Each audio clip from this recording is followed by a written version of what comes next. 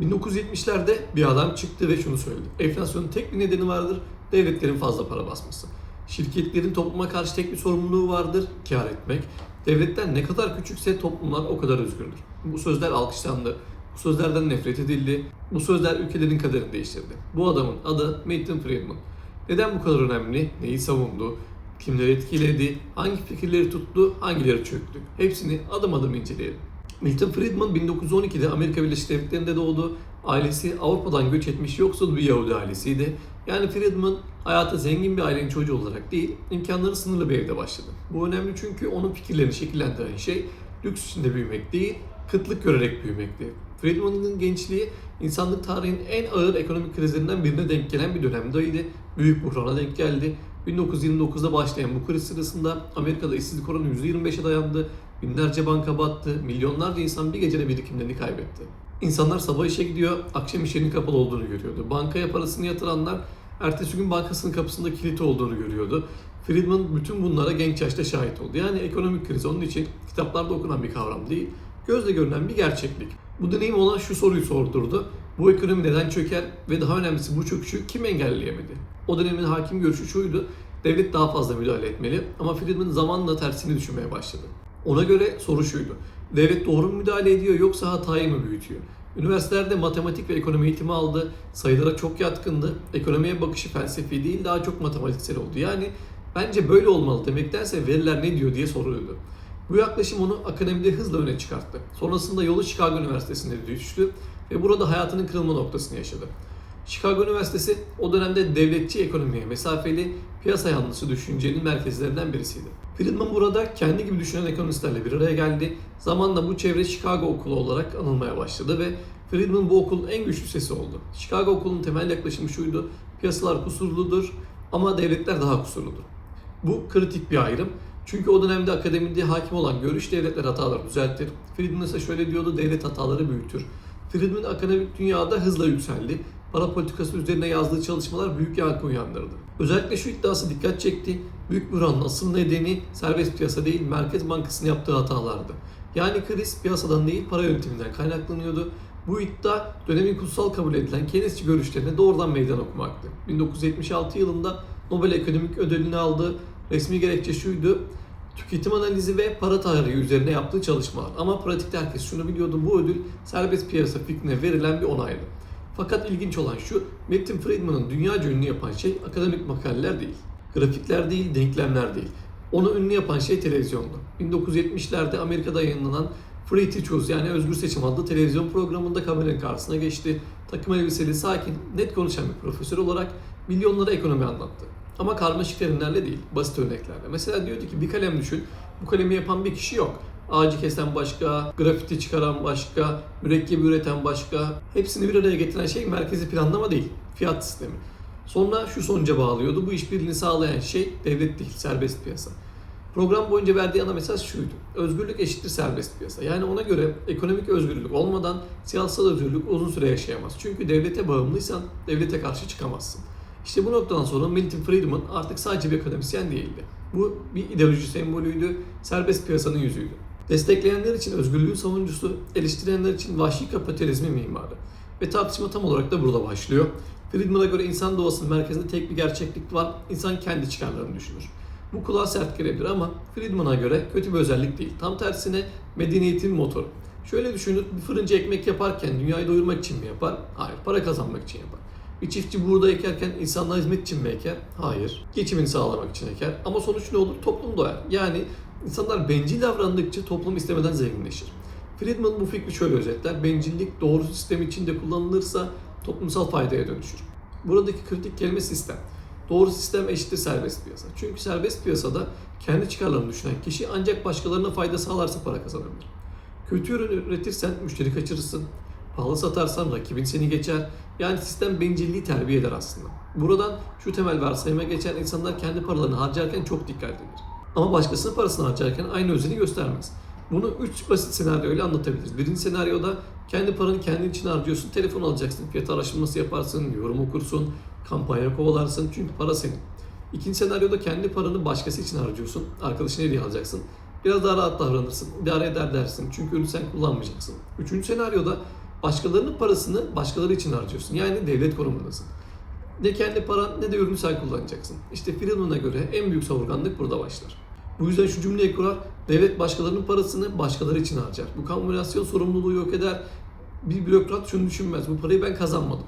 Bu parayı yanlış harcasam bana ne olur? Çünkü zarar cebinden çıkmaz. Hata yaparsa işini kaybetme ihtimali düşüktür. Ama özel sektörde hata yapan batar. Sonuç ne ortaya çıkar? Şişkin bütçeler, gereksiz projeler, verimsiz kurumlar, bitmeyen masraflar. Friedman'a göre bunun sebebi ahlaksız insanlar değil, yanlış teşvik sistemi. Yani der ki sorun şu değil, devlettekiler kötü. Sorun şu, sistem onları savurgan olmaya itiyor. Bu noktada çok önemli bir cümle kurar. İyi niyetli insanlar bile yanlış sistemde kötü sonuçlar üretir. Bu yüzden çözüm olarak şunu savunur. Devletin yönettiği alanlar daraltılmalı, karar alma gücü bireylere bırakılmalı çünkü birey kendi parasını korur. Özetle Friedman'ın insan anlayışı şudur, insan melek değildir ama şeytan da değildir. İnsan çıkarcıdır. Ve doğru kurallar konursa bu çıkarcılık toplumu ileri taşır. Serbest piyasa ne demek? En basit haliyle bir malın fiyatını bir politikacı, bir bakan, bir kurul belirlenmez. Fiyatı belirleyen şey arz talep dengesidir. Yani satıcıların ne kadar üretmek istediği ve alıcıların ne kadar satın almak istediği. Diyelim ki bir ürünün talep artıyor, herkes almak istiyor ama üretim aynı, ne olur? Fiyatı yükselir. Bu fiyat artışını anlama gelir, üreticilere bir sinyal gönderir. Bu üründe para var, daha fazla üret. Üreticiler üretimi artırır, zamanla arz artar, fiyat tekrar dengelenir. Kimse toplantı yapmadan, kimse emir vermeden kendi kendine olur. Friedman'a göre serbest piyasanın sihri tam olarak budur. Fiyatlar bilgi taşır, bir fiyat etiketi sadece rakam değildir. Şunu söyler, bu ürün kıt mı, bu ürün bol mu, toplum ne kadar değer veriyor? Merkezi planlamada bu bilgi yoktur. Serbest piyasada da şirketler serbestçe rekabet ederler. Yani aynı ürün birkaç firma üretir, hangisi daha kaliteli, hangisi daha ucuz, hangisi daha hızlıysa müşteri ona gider. Bu da firmaları şuna zorlar, sürekli gelişmeye, yenilik yapmaya, maliyet düşürmeye. Friedman burada çok net bir ilke koyar. Rekabet varsa tüketici kazanır. Rekabet yoksa üretici rahatlar. Rahatlayan üretici tembelleşir. Tembelleşen üretici de kaliteyi düşürür. Serbest piyasanın bir başka sert kuralı isteyen batar, isteyen büyür.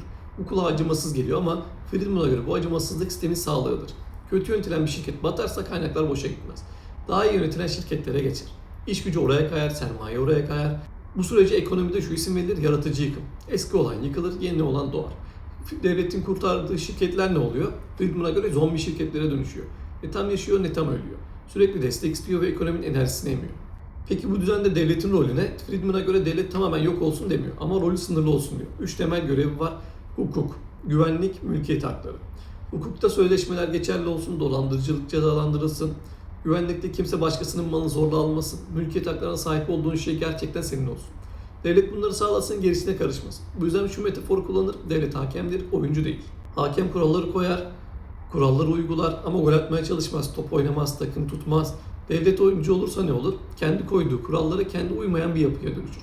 Hem sahada koşar, hem faul çalar, hem penaltı çalar. Sonuç adalet algısı bozulur, rekabet bozulur. Friedman'ın asıl korkusu şudur, devlet ekonomiye girdikçe siyasetçiler şunu yapmaya başlar, oy kazanmak için ekonomik kararlar alırlar. Ucuz kredi dağıtmak, zarar eden kurumları kurtarmak, geçici rahatlama sağlamak gibi. Ama uzun vadede borç artar, enflasyon artar, verimlilik azalır.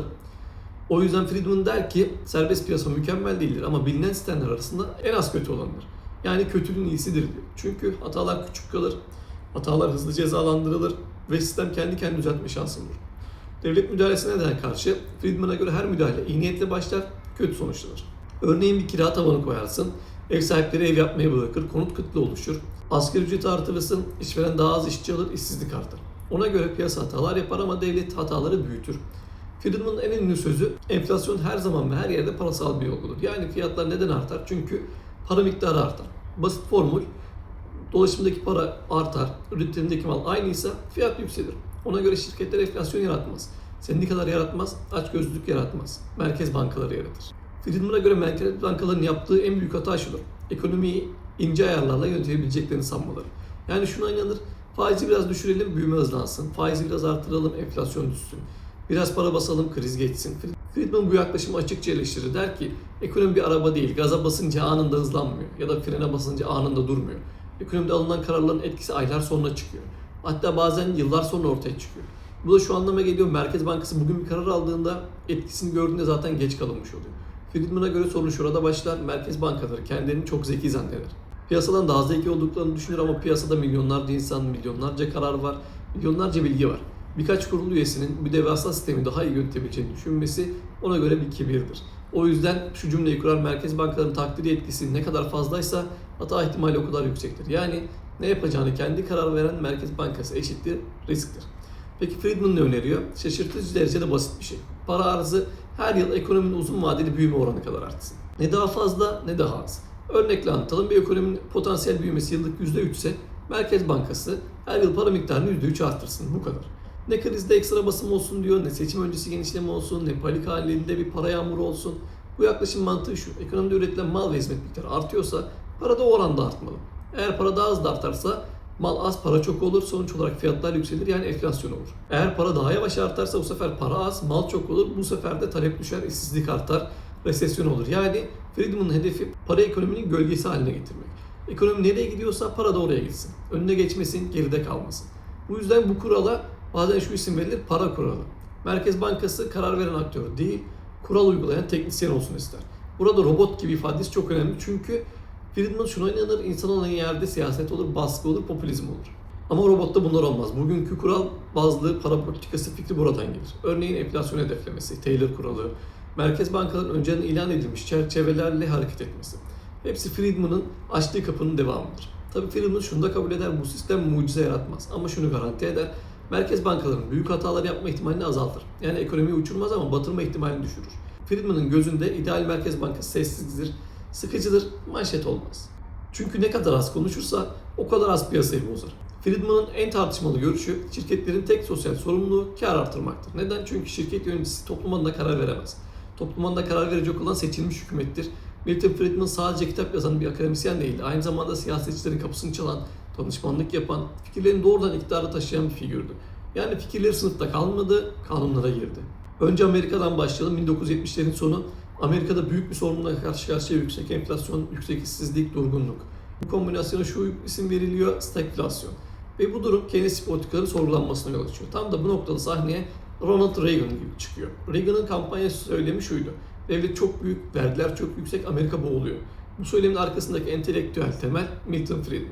Reagan'ın döneminde ne oldu? Vergiler ciddi şekilde düşürüldü. Özellikle yüksek gelir grupları için düşürüldü. Şirketler üzerindeki yük azaltıldı. Üsttekiler zenginleşirse yatırım yapar, yatırım olsa iş olur mantığı vardı. Buna bugün şu deniyor: arz yönlü ekonomi. Bu fikir doğrudan Friedman'ın çizgisinde. Aynı dönemde İngiltere'de Margaret Thatcher iktidara geldi. İngiltere o yıllarda devlet şirketleriyle doluydu. Zarar eden kamu işletmeleri vardı, güçlü sendikalar vardı, sık grevler yaşanıyordu. Yavaşlayan ekonomi vardı. Ve Thatcher'ın ünlü sözü şudur: "There is no alternative", yani başka yol yok. Onun başka yolu serbest piyasa. Özelleştirmeler başladı, telefon şirketi satıldı, havayolları satıldı, enerji şirketleri satıldı, sendikaların gücü kırıldı. Thatcher da açık açık şunu söylüyordu: "Ben Milton Friedman ve Frederick Hayek'ten etkilendim. Yani bu dönüşüm tesadüf değildi." Şimdi daha tartışmalı bir örneğe gelelim. Şili, 1970'lerde Şili'de askeri darbe oldu. Pinochet iktidara geldi, otoriter bir rejimdi. Ama ekonomik alanda şunu yaptı: Chicago Üniversitesi'nde eğitim almış ekonomistleri ülkeye çağırdı. Bunlara Chicago Boys deniyordu. Yani Friedman ekolünden gelen isimler. Bu ekip ne yaptı? Fiyat kontrollerini kaldırdı. Devlet şirketlerini sattı, ticaret sembolü serbestleştirdi, vergileri düşürdü, ekonomik sistemi özelleştirdi. Sonuç ne oldu? Kısa vadede işsizlik arttı, gelir dağılımı bozuldu, sosyal maliyet yükseldi. Ama uzun vadede Şili, Latin Amerika'nın en hızlı büyüyen ekonomilerden birisi haline geldi. Bu da Friedman'ın destekçileri tarafından şöyle yorumlandı: bakın, işe yarıyor. Eleştirenler ise şöyle dedi: bu büyüme büyük bedellerle geldi. Bu üç örnek bize şunu gösteriyor: Friedman'ın fikirleri sadece demokrasilerde değil, otoriter rejimlerde bile uygulandı. Çünkü ekonomik olarak güçlü sonuçlar vaat ediyordu. Bu liderlerin ortak politikaları şunlardı: vergi indirimleri, özelleştirmeler, devletin küçülmesi, sendikanın zayıflatılması, finans piyasalarının serbestleştirilmesi. Hepsi Friedman'ın DNA'sını taşır. Ve 1980'lerden sonra dünya gerçekten değişti. Sermaye ülkeler arasında daha rahat dolaşmaya başladı. Bankalar büyüdü, borsalar büyüdü. Finans sektörü ekonominin merkezine oturdu. Eskiden ne üretiyoruz sorusu öndeydi, sonra nasıl finanse ediyoruz sorusu öne geçti. Bu dönüşüme şu isim veriliyor: finansallaşma. Ve bu dalganın arkasında güçlü şekilde Friedman etkisi var. Özellikle Milton Friedman sadece bir ekonomist değil, 1980 sonrası küresel düzenin mimarlarından birisi. Bugün yaşadığımız birçok tartışma, vergi adaleti, özelleştirme, devlet rolü, serbest piyasanın sınırları, hepsi onun açtığı kapıdan geçiyor. Milton Friedman'ın fikirleri dünyayı değiştirdi ama aynı zamanda şunu da yaptı: dünyayı ikiye böldü. Bir taraf onu özgürlüğün savunucusu olarak gördü, diğer taraf ise artan işsizliğin mimarı olarak. Friedman'a yöneltilen başlıca eleştirilerin başında şunlar geliyor. Birincisi, gelir eşitsizliği arttı.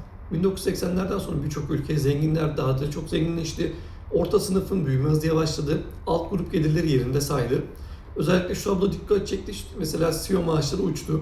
Finans sektöründe kazançlar patladı ama reel ücretler, yani sıradan insanların maaşları aynı hızda artmadı. Eleştirmenler dedi ki serbest piyasa zengin üretiyor. Ama bu zenginlik adil dağıtılmıyor. İkinci büyük eleştirisi finansal krizler çoğaldı. 1987 borsa çöküşü, 1997 Asya krizi, 2000 dot-com balonu, 2008 küresel finans krizi. Hepsi serbestleştirilmiş finans piyasalarının ardından geldi.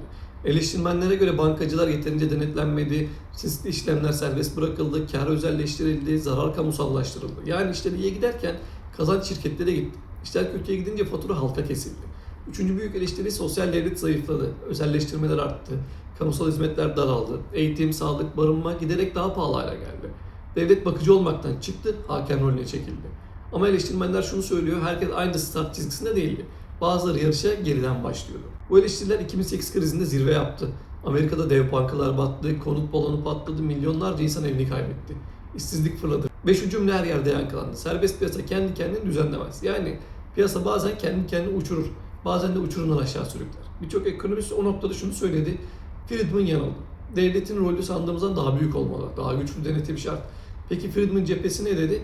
Çok net bir savunma yaptılar. Sorun serbest piyasa değil. Sorun yarım serbest piyasa. Yarım serbest piyasa ne demek? Kâr ederken serbest, zarar ederken devlet kurtarıyor. Yani kazanç özel, zarar kamusal. Friedman'a göre bu serbest piyasa değildir. Bu çarpık kapitalizmdir. Onun bakış açısına göre 2008'de olan şuydu. Devletler yıllarca piyasaya müdahale etti. Faizleri yapay biçimde düşük tuttu. Konut kredilerini teşvik etti. Riskli davranışları ödüllendirdi. Sonra balon patladı. Yani Friedman çizgisi şunu savunuyor. Piyasa kendi haline bırakılsaydı bazı bankalar daha önceden batardı. Ama bu kadar devasa bir balon oluşmazdı. Bu noktada iki tarafın da ayrımı netleşiyor. Eleştirmenler der ki piyasa kontrol edilmezse yıkıcı olur. Friedman der ki devlet piyasaya karıştıkça yıkıcı olur. İşin ilginç tarafı şu. Bugün hala kesin kazanan taraf yok. Dünya şu anda hibrit bir modelle ilerliyor. Ne tam Friedman ne tam devletçi. İkisinin arasında gidip gelen bir yapı. Aslında bu bile şunu gösteriyor. Milton Friedman kaybetmedi ama tam kazanmadı da. Çünkü tartışmayı başlatan kişi hala o. Friedman şunu yaptı. Ekonomiyi sadece sayılardan çıkarıp ideolojiye dönüştürdü. Bugün kripto tartışmaları, Merkez Bankası eleştirileri, devlet mi piyasa mı kavgası hepsinin arkasında onun izi var. Onu seversin ya da ondan nefret edersin. Ama yok sayamazsın çünkü bugünkü dünyanın mimarlarından bir tanesi de Milton Friedman'dır. Bu tarz içerikleri seviyorsan beğenip abone olmayı unutma. Bir sonraki videoda görüşmek üzere.